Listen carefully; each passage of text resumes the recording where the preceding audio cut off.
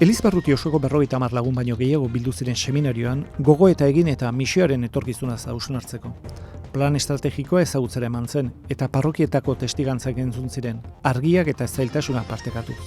Parte hartzea eta elkarlana areagotzeko proposamenak ere bildu ziren topaketan zehar.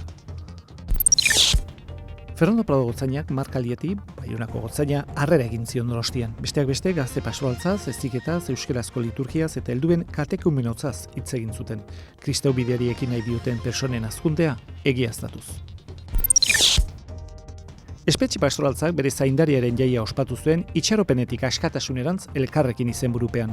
Elizak askatasun egarriz dauden personengandik gertu egon nahi duela azpimarratuz.